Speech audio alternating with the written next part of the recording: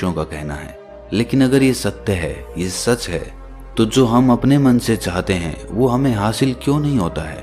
भाई कोई भी इंसान अपने मन में दुख तो नहीं चाहेगा, लेकिन वो रहता तो दुखी है। हर इंसान अपने मन से तो कामयाब होना चाहता है, खूब पैसा कमाना चाहता है, लेकिन फिर भी वो कामयाब नहीं होता। भला ऐसा दुनिया में कौन इंसान होगा जो अपने मन में ये चाहेगा कि मैं नाकामयाब रहूं या मैं पैसा ना कमाऊं। सोचने की बात है। तो इसमें दो चीजें निकल के सामने आती हैं, या तो वो महापुरुष गलत थे जिन्होंने ये बात बोली कि मन से चाही हुई चीज हासिल हो जाती है, या फिर हम गलत हैं। आज की कहानी जो मैं आपको सुनाने वाला हूँ उसमें आपको एक ऐसा मंत्र मिलेगा, उसे समझने के बाद आपको एक ऐसा मंत्र पता चलेगा जिससे आप ये समझ पाएंगे कि अपने मन से कोई भी चीज कैसे करवाई जाती है, मन में किसी भी बात का बीज कैसे बोया जाता है। ये इस कहानी से आपको अच्छी तरह से समझ में आ जाएगा, और इससे आप ये भी समझ पाएंगे कि आकर्षण का नियम, लॉ ऑफ अट्रैक्शन कैसे काम करता है। कहानी छोटी सी है लेकिन बहुत ही गहरी है। इससे पहले कि आप इस कहानी में खो जाएं, इस चैनल को सब्सक्राइब जरूर कर लें। तो चलिए ये कहानी शुरू करते हैं। एक बार की बात है, एक आदमी के जीवन में सिर्फ दुख ही दुख थे। वो जो भी काम करता उस बेचारे का वो काम पूरा ही नहीं होता। घर में आता तो घर में कलेश बना रहता, किसी से कोई मदद मांगता तो कोई उसकी मदद नहीं करता। ऐसा लगता था कि चारों ओर से दुखों का पहाड़ उसी पर टूट पड़ा है। उसे समझ नहीं आ रहा था कि मैं इन दुखों से पार कैसे पाऊं। वो दिन रात यही सोचता रहता कि अपने दुखों से छुटकारा कैसे पाना है। इसी कारण से वो रात में सो भी नहीं पाता था। उसकी आंखों के नीचे बड़े बड़े काले घेरे बन गए थे, जो इस बात का प्रतीक थे कि वो आदमी कितना दुखी है और कितना चिंतित है। कभी कभी तो उसके मन में आत्महत्या करने के भी ख्याल आते थे, लेकिन अपने परिवार की चिंता करके वो ये कदम नहीं उठा पाता था। वो इतना दुखी हो गया कि उसने निर्णय किया कि वो इन दुखों से छुटकारा पाके रहेगा। इसके लिए चाहे उसे कितनी भी मेहनत करनी पड़े, कुछ भी करना पड़े, चाहे अंगारों पे चलना पड़े, लेकिन इन दुखों से छुटकारा हासिल करके रहेगा। ऐसे ही एक दिन उसने अपने मित्र से पूछा कि मैं अपने जीवन को कैसे सुधारूं। उसके मित्र ने उसे बताया कि तुम किसी बाबा के पास जाओ। बाबाओं के पास ऐसा मंत्र होता है जिससे सारे दुख मिट जाते हैं, जीवन खुशियों से भर जाता है और धन संपदा भी हासिल हो जाती है। तुम किसी ऐसे बाबा को ढूंढ लो, बस तुम्हारा काम बन जाएगा। उस आदमी के मन में ये बात पूरी तरह से पक्की बैठ गई कि कोई बाबा ही मेरा दुख दूर कर सकता है, और इसीलिए उसे किसी भी बाबा के बारे में पता चलता तो वो उस बाबा के पास पहुंच जाता। वो उस बाबा को अपनी समस्या बताता और उससे उसका समाधान पूछता और कहता कि बाबा, मैं कुछ भी करने के लिए तैयार हूं, लेकिन मेरी इन समस्याओं से मुझे छुटकारा दिला दीजिए। आप जो कहेंगे मैं वो करूंगा, लेकिन मेरे जीवन को सुधार दीजिए। बाबा उसे कुछ टोने टोट के बता देते थे करने के लिए, और बदले में दान दक्षिणा ले लेते थे कि ये टोना टोटका करने के बाद तुम्हारे घर में सुख शांति बनी रहेगी, बस इस टोटके को पूरी विधि के साथ करना। वो आदमी घर लौटकर पूरी विधि के साथ टोने टोटके करने लगा, लेकिन बहुत टोने टोटके करने के बाद भी उसके जीवन में कुछ बदलाव नहीं आया। इसके विपरीत उसका जीवन और ज्यादा दुखी हो गया। जो भी बाबा उसे टोना टोटका देता था वो बदले में उससे दान दक्षिणा लेता था, जिससे उसका धन भी धीरे धीरे खत्म हो रहा था। इससे उसके जीवन में दुख और ज्यादा बढ़ गए। तब उसे लगा कि बाबाओं के पास जाने से तो मेरे जीवन में दुख कम होने की बजाय बढ़ते ही जा रहे हैं, तो मुझे क्या करना चाहिए? बाबाओं के पास जाऊं या ना जाऊं? फिर एक दिन एक आदमी ने उसे बताया कि तुम अपने घर में किसी पंडित को बुलाकर हवन करवा लो। हवन होगा, घर शुद्ध हो जाएगा। कोई भी बुरी ऊर्जा होगी घर में तो वो घर से बाहर चली जाएगी। किसी पंडित को बुलाकर पूरे विधि विधानों से मंत्रोच्चारण कराओ और हवन कराओ, जिससे घर में सुख शांति आए। उस आदमी के मन में ये बात बैठ गई और उसने एक पंडित को अपने घर पर बुलाकर हवन करवा दिया। हवन अच्छी तरह से संपन्न हुआ। बदले में पंडित ने भी अच्छी दान दक्षिणा ली और उसके बाद वो वहां से विदा हो गया। लेकिन कुछ दिनों के बाद उस आदमी को महसूस हुआ कि उसके जीवन में अब भी कोई बदलाव नहीं आया है। अब वो आदमी पूरी तरह से दुखी हो गया और ज्यादा परेशान हो गया। अब तो उसे लगने लगा था कि मेरे जीवन में से दुख कभी खत्म ही नहीं होंगे, और यही सोच सोच कर उस आदमी का बुरा हाल हो गया था। फिर एक दिन उसे अपने मित्र से एक ऐसे बाबा के बारे में पता चला जो समाधान बताने के लिए कोई दान दक्षिणा नहीं लेता था। उस आदमी को लगा कि ये बाबा दूसरे बाबाओं की तरह नहीं हो सकता, क्योंकि ये दान दक्षिणा तो लेता ही नहीं, और अगर दान दक्षिणा नहीं लेता तो ये सच में कोई सिद्ध बाबा होगा। और यही सोचकर वो उस बाबा के पास पहुंच जाता है। जब वो आदमी वहां पर पहुंचता है तो वो बाबा ध्यान में बैठे हुए थे। ये देखकर वो आदमी वहीं पर चुपचाप बैठकर ध्यान से बाहर आने का उनका इंतजार करने लगा। थोड़ी देर बाद बाबा ने आंखें खोली तो सामने एक दुखी और परेशान युवक को बैठे देखा। वो उसकी आंखों के नीचे काले घेरे देखते ही समझ गया कि ये आदमी अपने जीवन से कितना परेशान है। उसे संबोधित करते हुए बाबा ने पूछा कि बच्चा, क्या चाहते हो? बाबा के पास क्या लेने आए हो?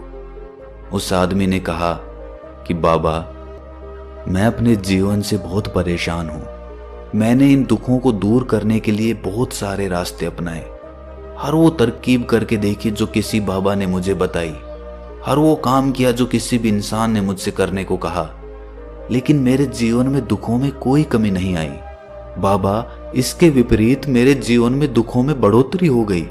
मुझे समझ नहीं आ रहा है कि मैं क्या करूं। कभी कभी तो मैं आत्महत्या करने की सोचता हूं, लेकिन अपने परिवार की सोचकर मैं ये कदम नहीं उठा पाता। मैंने आपके बारे में बहुत सुना है बाबा, और मैं बहुत उम्मीद के साथ आपके पास आया हूं। कृपया करके मुझे कोई ऐसा मार्ग बताएं जिससे मुझे अपने दुखों से छुटकारा मिल जाए। मैं अपने दुखों से छुटकारा पाने के लिए कुछ भी करने को तैयार हूं। आप मुझे कोई भी रास्ता बताएं, चाहे वो रास्ता कितना भी कठिन क्यों ना हो, मैं उसको पार करके रहूंगा। बाबा ने महसूस किया कि आदमी तो सच में बहुत परेशान है। बाबा ने उसकी बात सुनकर कहा कि बच्चा, दुखों को दूर करने के लिए मंत्र ऐसे ही नहीं मिलते। मंत्र पाने के लिए कुछ करना पड़ता है। तुम कुछ कर सकते हो? ये सुनकर पहले तो उस आदमी ने सोचा कि ये बाबा भी मुझसे दान दक्षिणा ही मांगेंगे, लेकिन और कोई रास्ता ना पाकर उस आदमी ने कहा कि बाबा, आपको जितनी भी दान दक्षिणा चाहिए मैं देने के लिए तैयार हूं, लेकिन आपका मंत्र सच्चा होना चाहिए, वो पूरा होना चाहिए, उसका फल मुझे मिलना चाहिए। उसके बाद मैं आपको जो भी दान दक्षिणा लेना चाहते हो वो दे दूंगा। बाबा ने कहा कि दान दक्षिणा तो बहुत छोटी सी चीज है, मुझे वो नहीं चाहिए। इस पर वो आदमी सोच विचार करके बोला, तो बाबा, मैं अंगारों पे भी चलने के लिए तैयार हूं, आप मुझे बस आज्ञा दीजिए। बाबा ने कहा कि अंगारों पे चलने वाली छोटी चीज मैं तुमसे नहीं कराने वाला। मैं जो तुमसे कराने वाला हूं वो बहुत कठिन मंत्र है, उसे पूरा कर पाओगे? बाबा ने कहा कि बाबा, आप मुझे बताइए तो सही, मुझे करना क्या होगा, मैं कुछ भी करने को तैयार हूं। इस पर बाबा ने उसे कहा कि यहां से जब तुम अपने घर जाओ तो रास्ते में अपने मन में ये दोहराते जाना कि मैं सुखी हूं, मैं सुखी हूं, मैं सुखी हूं। बार बार अपने मन में यही दोहराना, और याद रहे जुबान पर ये नहीं आना चाहिए, ये सिर्फ मन में दोहराना है। ये सुनकर वो आदमी बोला, बाबा, बस इतनी सी बात, ये तो मैं चुटकी बजा के कर लूंगा, लेकिन इससे होगा क्या? बाबा बोले कि इस मंत्र को करके देखो, वैसे भी तुमने इतने बाबाओं के मंत्र किए हैं तो इस मंत्र को भी करके देख लो। उस आदमी ने सोचा कि बाबा कुछ दान दक्षिणा तो ले नहीं रहे और छोटा सा मंत्र है, इसे तो मैं कर ही लूंगा। वो बोला, ठीक है बाबा, मैं ये मंत्र जरूर करूंगा।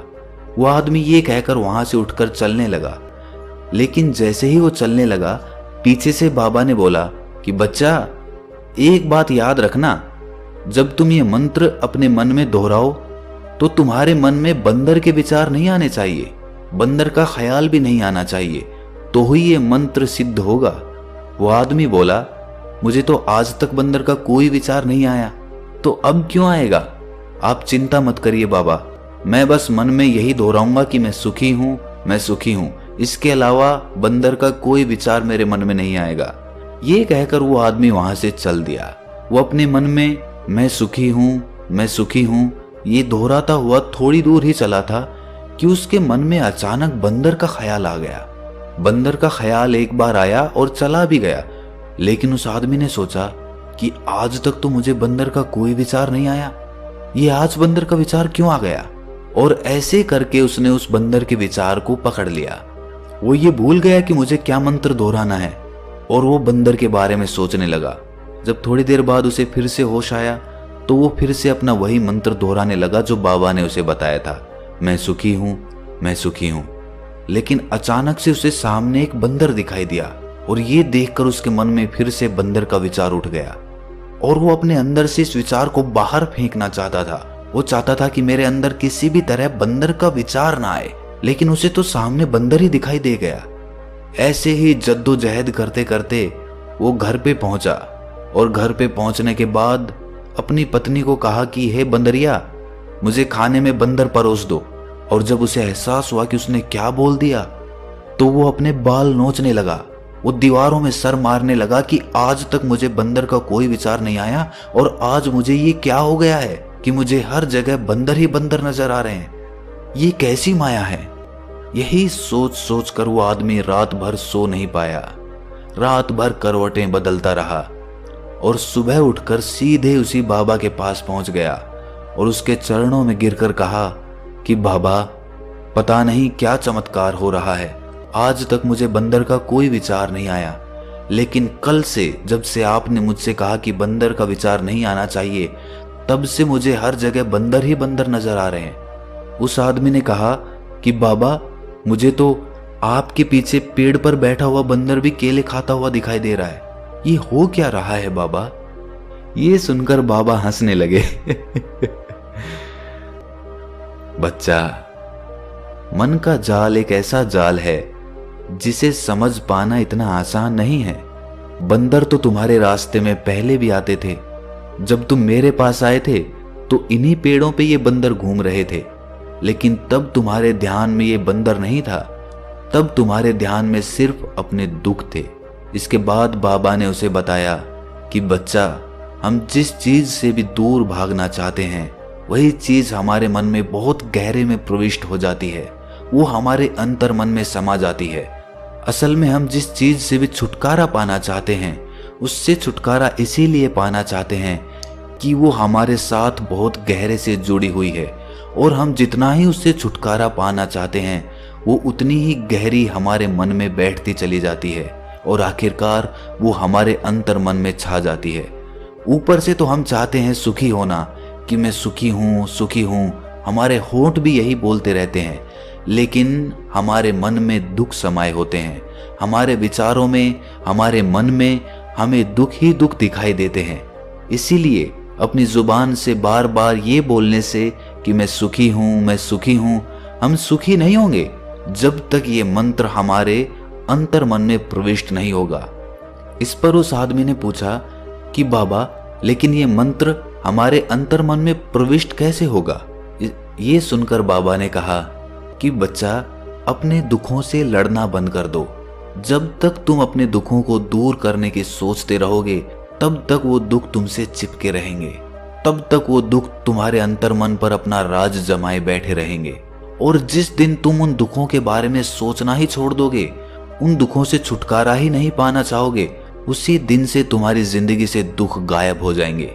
क्योंकि किसी भी चीज से छुटकारा पाने के लिए हमें उस चीज के बारे में सोचना पड़ता है, और हम जितना ही उस चीज के बारे में सोचते हैं वो उतनी ही गहरी हमारे मन में प्रविष्ट होती चली जाती है। हम अधिकतर समय दुखों के बारे में ही सोचते हैं। हम यही सोचते हैं कि हमारे जीवन में दुख है और हमें इससे छुटकारा पाना है। इसी वजह से बार बार सोचने से वो दुख हमारे अंतर मन में प्रविष्ट हो जाते हैं और हमें एहसास भी नहीं होता।